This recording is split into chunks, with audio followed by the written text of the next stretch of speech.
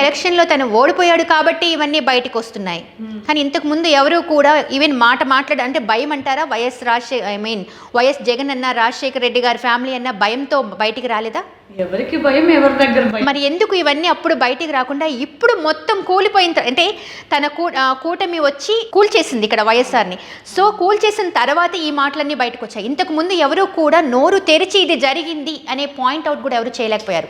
అప్పుడు వాళ్ళ రూలింగ్ లో ఉన్నారు కాబట్టి ఒకవేళ ఎవరైనా ముందుకు అడుగు వేసి వచ్చి వీళ్ళ తప్పు ఇది అని చూపిస్తే వాళ్ళు నెక్స్ట్ డే ఉంటారు లేదని కూడా తెలీదు. నెక్స్ట్ డే ఉంటారు లేదన్న ఒక భయంతోనే నాకు తెలిసి ఎవరు ప్రజలు బయటపడలేదు. లేకపోతే ఎంతో మంది ప్రజలు వాళ్ళ వల్ల బాధపడిన వాళ్ళు ఉన్నారు, కష్టాల్లోకి వెళ్ళిన వాళ్ళు ఉన్నారు. ఇంతమంది ప్రజలు అప్పుడు బయటపడలేదు, ఎందుకంటే వాళ్ళు రూలింగ్ పార్టీ కాబట్టి వీళ్ళు ఏం చేసినా చెల్లుతుంది.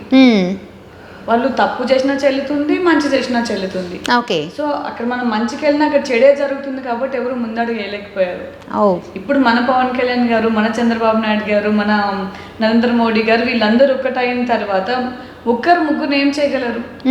ఏం చేయలేరు కదా. సో అక్కడ ఒక ధీమా వచ్చింది అంటారు. వచ్చింది, ఆబ్వియస్లీ ధీమా. నేను ఎప్పుడో ఒక 5 years బ్యాకే చెప్పాను, నేను రావడం లేట్ అవ్వచ్చు కానీ రావడం మాత్రం పక్కా. ఈసారి కాకపోతే నెక్స్ట్ వస్తానా, నెక్స్ట్ అయినా రావాల్సిందే, రావడం అయితే పక్కా అని చెప్పిన. సో ఒక ఎంట్రీతో వచ్చారు అంటారు, అంతేనా? రాయల్ ఎంట్రీతో వచ్చారు ఇప్పుడు, మామూలు కాదు.